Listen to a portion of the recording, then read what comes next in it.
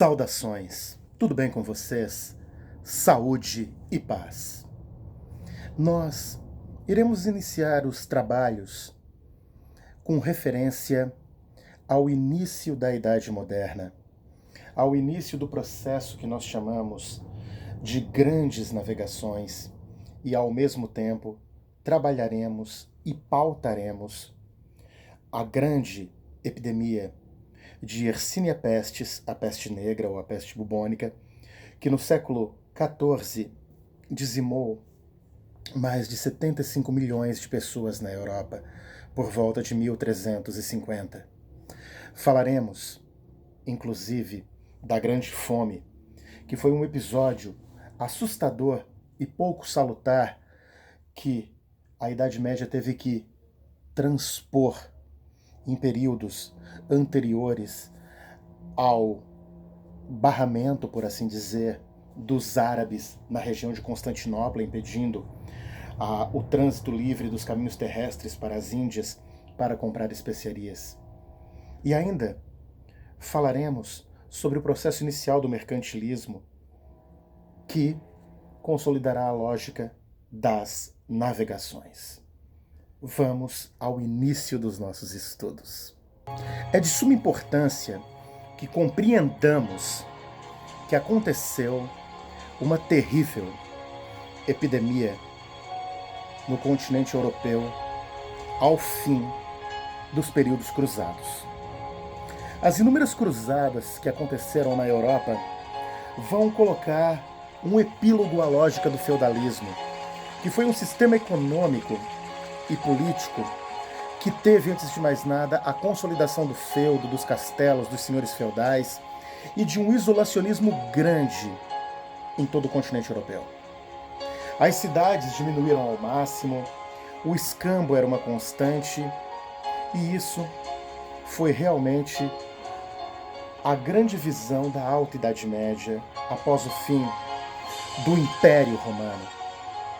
Com a Baixa Idade Média, houve o chamado renascimento comercial e urbano, com o surgimento das cidades. Cidades estas como Londres, a antiga Lindinum, da Roma Antiga, Lisboa, Madrid, Sevilha, a própria região de Granada, que era um grande bastião árabe em plena Espanha, Poitiers na França, Paris, cidades como Nápoles, Gênova, Veneza, todas elas começaram a ter um crescimento esmerado, assim como a própria Roma. A cidade eterna. Percebemos claramente que o que aconteceu a partir daí foi inimaginável. As populações que voltaram das cruzadas vieram em embarcações. As pequenas embarcações, muito semelhantes às caravelas atuais do século XV e XVI, que é o período já da Idade Moderna que nos compete.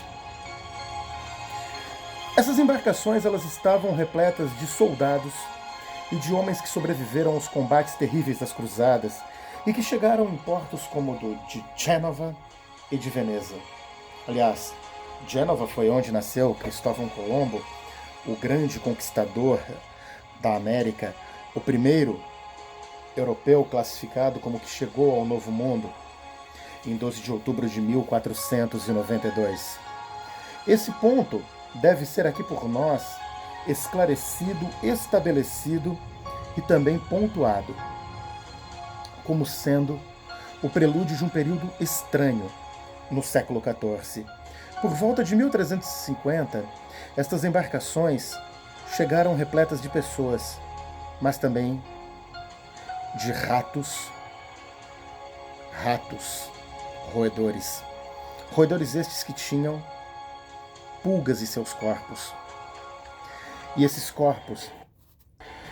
corpos estavam repletos de pulgas que dispunham de uma bactéria, a Yersinia pestis. Esta bactéria, ela, na pulguinha que picava os ratos, mas picava também as pessoas. e, por conseguinte, por sua vez, transmitia essa doença malévola que criava bolas muito semelhantes a bolas do tamanho de uma bolinha de tênis, repleta de pus, sangue enegrecido, uma doença que te causava inicialmente um forte tremor de frio, com sintomas gripais agudos, e que poucos dias depois acabava com você, te causando falência múltipla dos órgãos, arrebentando o teu pulmão. E ela era altamente transmissível. Transmissível foi que ela foi passada de pessoa para pessoa pela respiração. Os europeus, durante o período medieval, enterravam seus corpos atrás das igrejas ou em covas muito rasas. Esta ideia de 7 palmos de terra, ela é posterior para que se evitassem, principalmente, que os animais desenterrassem os corpos. Muitas vezes eles eram apenas enrolados em lençóis, nada de caixões, e enrolando em lençóis estas pessoas, aconteceu algo trágico. Enterrando a mais ou menos 35 centímetros do chão, os cães no período da noite, também lobos em regiões da Itália, da Prússia, da República Tcheca, começaram a desenterrar os corpos e comer pedaços das carnes em início de estado de decomposição. Chegando em casa, esses cães ficavam com seus donos e aí transmitiam a doença. Doença esta altamente grave, altamente prejudicial. A peste matou cerca de 75 milhões de pessoas na Europa. Praticamente destruiu 1/3 da população. E, por conseguinte, empobreceu e enfraqueceu todo aquele continente que ainda vivia sob a ódice do feudalismo.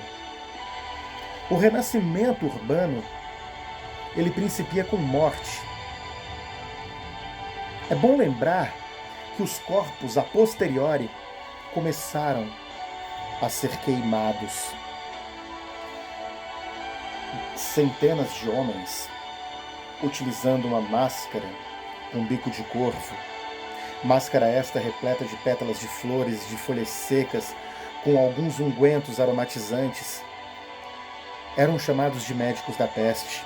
Na verdade, eram apenas açougueiros ou pessoas destinadas a dar cabo e fim aos cadáveres, que se acumulavam nos portais das cidades, nos muros das cidades fortificadas europeias da Baixa Idade Média. Cidades estas que queriam se fortalecer. Cidades grandes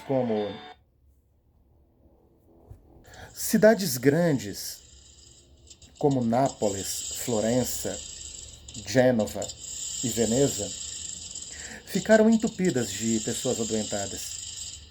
Existe um filme que retrata muito bem este período da história e ele é chamado de O Incrível Exército de Brancaleone. É um filme italiano muito bem humorado da década de 60 que mostra claramente como viviam as pessoas naquele trágico período da história. Período esse que também foi caracterizado por uma grande fome, pois, por esta mesma época, fortes enchentes decorrentes de chuvaradas terríveis e de nevascas inimagináveis assolaram o sistema climático tênue da Europa, minimizando com isto a possibilidade de fazer-se um plantio com rotação e com qualidade. Isto tudo foi caracterizado perfeitamente no período da história que nós conhecemos como Idade Média.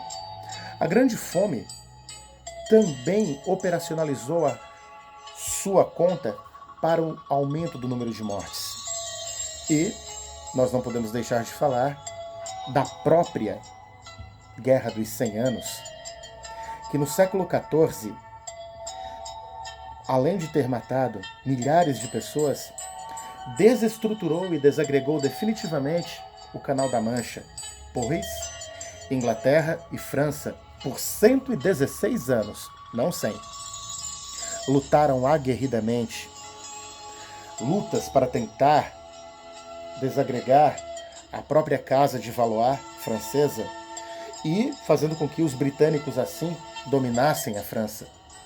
Isso acabou não acontecendo, mas a Guerra dos 100 Anos marcou de maneira definitiva toda a estrutura de uma Europa que estava visivelmente enfraquecida com a peste negra, com a grande fome. Uma guerra, antes de mais nada, é uma desestruturação humana e que dá benefícios apenas a um pequeno grupo cujos interesses são efetivamente focados na obtenção do lucro. É bom que se esclareça que com a peste negra, com a grande fome e com a própria Guerra dos 100 Anos, nós vamos verificar que os feudos eles vão perder muito da sua força e, obviamente, o rei passará a ter um poder muito grande na Europa. Poder esse que chegará ao nível de absolutismo. O absolutismo é o sistema no qual você domina e controla uma população por mãos de ferro.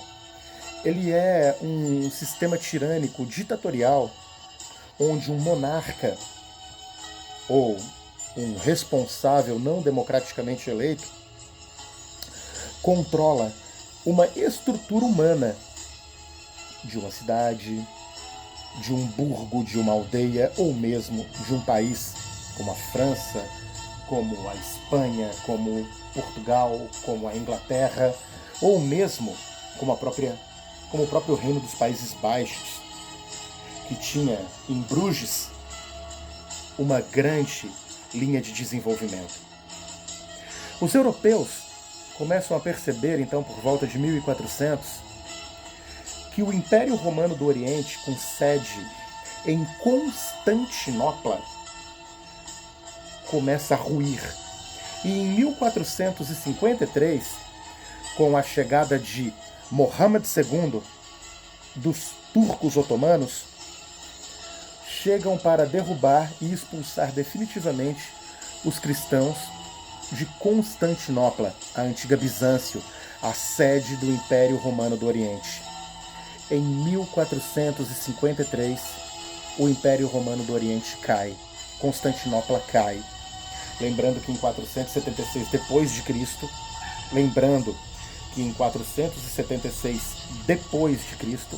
Roma cai. E o período da Idade Média, que vai de 476 depois de Cristo até 1453, ele chega ao fim, com a consolidação do renascimento urbano, com o surgimento e ressurgimento de grandes cidades. Imaginem, Paris tinha sido controlada pelos vikings. Londres foi uma antiga cidade romana na grande região da Britânia. Essas cidades, elas se transformam em grandes centros urbanos. E o século XIV vai preparar um grupo, um povo, que foi unificado pela dinastia de Javis por volta de 1100. Esse povo já tinha vivido sob o jugo dos sarracenos. E quando eu falo dos sarracenos, eu estou me referindo aos árabes, aos muçulmanos. Eu estou falando do condado portucalense, que, com Afonso Henriques, por volta de 1100, consolida a grande independência de Portugal, transformando-se no rei, criando a dinastia de Javis. Portugal começa um processo de comercialização muito intensificado. Esse ponto deve ser lembrado. Esse ponto deve ser pautado e lembrado com a criação de cidades fortíssimas em torno de Lisboa, Porto, Belmonte, Braga, Estoril, cidades que vão ficar caracterizadas pelo comércio. E às margens do rio Minho e Douro, na região lisboeta, nós percebemos uma necessidade que vai ser nascente. Necessidade esta que vai ser caracterizada por um processo, lá por volta também de 1400, quando o infante é um príncipe que nunca vai ser rei, porque ele não é o filho mais velho do rei, o infante Dom Henrique começa um processo de estruturação da construção de uma ideia, de um ideal, o ideal da escola de Sagres. A escola de Sagres, ela foi uma escola especial, criada para trabalhar e pesquisar a arte naval. Mas por que pesquisar a arte naval? O que realmente fez com que o povo português, depois do espanhol, resolvesse adentrar o mar-oceano? Este é um ponto que nós devemos, acima de tudo, tentar evidenciar: o porquê de adentrar o mar-oceano. Em 1453, como eu tinha dito anteriormente, os otomanos, os turcos otomanos, muçulmanos, por assim dizer, que seguem Maomé, que seguem Alá, que seguem o livro sagrado deles, que é o Corão ou Alcorão, eles trancam a estrada terrestre para as Índias, uma rota comercial necessária para que se consigam as especiarias: cravo da Índia, noz moscada, pimenta do reino, açúcar, sal, pedras preciosas, metais preciosos, seda. Existia uma rota. A rota da seda era, sim, trabalhada em grande quantidade e com muita seriedade pelo nosso querido povo europeu em busca de mercadorias nas Índias. Mas, com o bloqueio destas fronteiras, o que ocorre? Ocorre algo muito assustador. Os nossos amigos europeus têm que pagar preços abusivos aos árabes para obterem estas mercadorias que não tinham um preço assim tão evidenciado. E como então encontrar este mercado nas Índias orientais? Circunnavegando o continente africano. A circunnavegação da África, ela foi iniciada e foi concluída pelos portugueses, pois, com a criação da escola de Sagres, a partir de 1415, no Marrocos, a cidade de Ceuta foi conquistada. Em 1488, ao sul da África, em um lugar chamado de Cabo das Tormentas, hoje na África do Sul, Bartolomeu Dias transpõe o mesmo, batizando-o como Cabo da Boa Esperança ou como Cape of the Good Hope, na República da África do Sul. Após essa transposição, regiões que vão no entorno da África até a Índia são conquistadas pelos europeus, pelos lusitanos. Em 1498, Vasco da Gama chega a Goa, chega a Bombaim, chega à Índia, trazendo um lucro de mais de 6.000% a todo o grande território português, transformando Portugal em uma potência comercial do mais alto padrão. Lembrem-se, depois de Ceuta, regiões como a Guiné, Angola, Moçambique, mais acima ainda, na parte atlântica, o arquipélago dos Açores, o arquipélago da Ilha da Madeira, São Tomé e Príncipe, todos foram conquistados pelos portugueses. De fato, todo o litoral africano foi conquistado por Portugal. Moçambique, Madagascar, todas aquelas lindas regiões longínquas e ao mesmo tempo incógnitas, inóspitas, as terras do Preste João, que era uma espécie de rei mítico que controlaria Timbuktu e toda aquela grande área. Toda essa região foi conquistada. Toda esta região foi efetivamente dominada pelos nossos amigos portugueses. Depois disso, eles foram para a região da Indonésia. Lá conseguiram muito açúcar. Tanto é que até pouco tempo atrás existia uma colônia portuguesa na região da Indonésia, chamada de Timor-Leste. Uma boa parte da população fala português. É bom que se lembre, é bom que se ressalte este detalhe tão interessante, tão importante, tão relevante. Eles chegaram, por exemplo, até Macau, na China. Chegando em Macau, eles controlaram e estruturaram um entreposto comercial tão forte que foi colônia portuguesa no cantão chinês até 1999. Nem Hong Kong ficou tanto tempo com a Inglaterra. Anos antes, Hong Kong tinha sido transferida à República Popular da China. Os chineses conquistaram o Japão, foram expulsos, é óbvio, mas conquistaram. Tanto é que existe a história de um samurai negro em meio aos grandes líderes shoguns e samurais japoneses. Quem era este samurai negro? Era um escravo que os portugueses tinham feito nas costas africanas e para lá levado. Imaginem tanta riqueza, tanta grandiosidade. Então, em 1494, na cidade de Tordesilhas, na Espanha, existirá uma discordância clara, de uma bula chamada de Bula Intercetera, que determinava que apenas algumas léguas a oeste das ilhas de Cabo Verde pertenceriam a Portugal. Ora, o que aconteceu?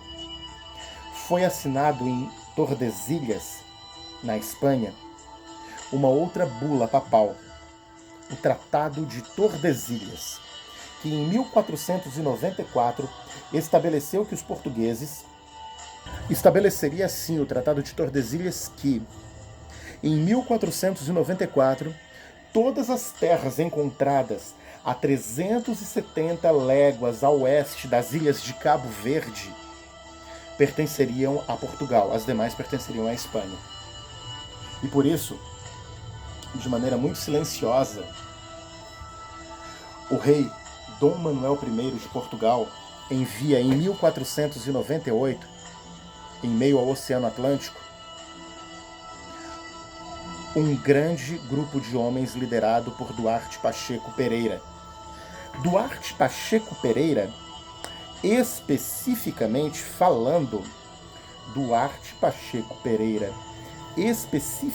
falando, provavelmente chegou ao Maranhão em 1498, dando a entender a Dom Manuel I de Portugal que existiam terras, sim, para serem trabalhadas 370 léguas a oeste de Cabo Verde. E estas terras seriam o Brasil. Por isso, de maneira misteriosa, uma esquadra de caravelas lideradas por Pedro Álvares Cabral, em 1500, sai de Portugal. E misteriosamente, abaixo da linha do Equador, ela se perde e se desgarra da cabotagem, ou seja, da navegação porto a porto da África, indo em direção ao desconhecido, que nada. Em 22 de abril de 1500, em 22 de abril do ano da graça de Nosso Senhor Jesus Cristo de 1500, Pedro Álvares Cabral chega à região que hoje é conhecida como Porto Seguro, na Bahia. Ele olhou e viu, é a terra de Vera Cruz. Ele deu o nome daquela grande montanha de Monte Pascoal, porque ele chegou no domingo de Páscoa. Então depois ele batizou a terra como terra de Santa Cruz.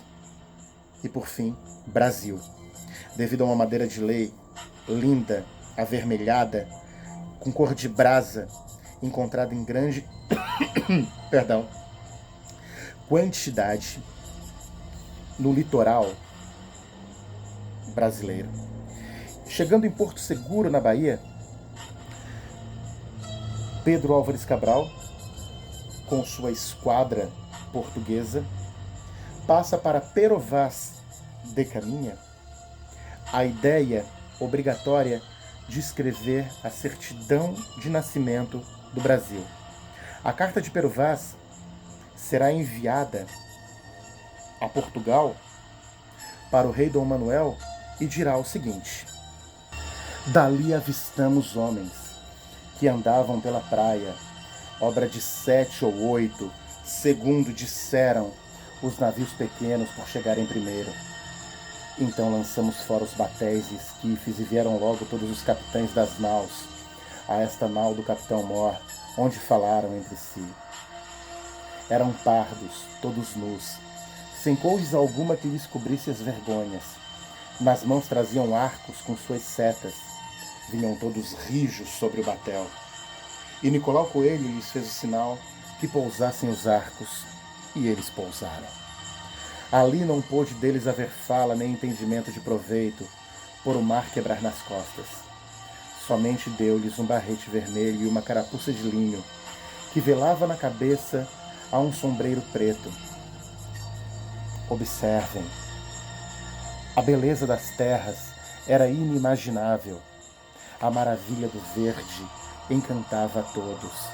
Pássaros magníficos singravam o céu. Eu estou me referindo à grande carta de Pero Vaz Caminha mostrando a beleza do Brasil. Só que não tinha ouro. E aí o que aconteceu? Sem ouro, povo bonito, povo incrível, sem ouro, os portugueses voltam à Europa e durante 30 anos todo esse nosso território é, por assim dizer, deixado de lado. Deixado de lado e efetivamente meio que abandonado à mercê de saqueadores, de piratas, de pessoas irresponsáveis. Por volta de 1530, vendo que corríamos o risco de perder nossas terras, efetivamos o controle delas, criando as capitanias hereditárias, em número de 15, para consolidar a presença do homem à terra, do homem branco. Depois disso nós vamos perceber muita tristeza, muita morte, uma dizimação indígena incrível, a impossibilidade do homem índio trabalhar a agricultura e, por assim dizer, a consequente escravização do homem negro africano. Todos esses pontos devem ser levados em franca consideração. Eu agradeceria muito se vocês compreendessem também que em 1492, antes do Tratado de Tordesilhas, um navegador italiano de Gênova, chamado Cristóvão Colombo, que eu falei lá atrás, ele chega até Guanahani, nas Bahamas, com 3 embarcações a mando dos reis de Espanha, Isabel de Castela e Fernando de Aragão. Ele, que sai em agosto de 1492, de Cádiz, na Espanha, chega em 12 de outubro de 1492, na grande região das Bahamas, assim chegando ao Novo Mundo. Nós falamos de embarcações, de caravelas, nós falamos da riqueza dos grandes descobrimentos e conquistas portuguesas e espanholas aos novos mundos. Por isso eu gostaria de terminar pedindo que vocês ouvissem com atenção o poema Mar Português, de Fernando Pessoa. Ó mar salgado, quanto do teu sal são lágrimas de Portugal. Por te cruzares, quantas mães choraram, quantos filhos em vão rezaram, quantas noivas ficaram por casar, para que fosses nosso, ó mar. Valeu a pena, tudo vale a pena, se a alma não é pequena. Quem quer passar além do bojador, tem que passar além da dor. Deus ao mar, o perigo e o abismo deu, mas foi nele que espelhou o céu. Quem disse isso foi Fernando Pessoa. Meus nobres amigos, com base nessa aula, eu tenho uma solicitação de uma simples atividade para vocês. Gostaria que vocês respondessem a seguinte pergunta: o que motivou todo o processo das grandes navegações? Esta pergunta pode ser respondida por todos vocês num número mínimo de linhas. E gostaria que vocês, muito gentilmente, executassem agora esta atividade. Fiquem com Deus, bons estudos e que tudo de bom aconteça nas nossas vidas.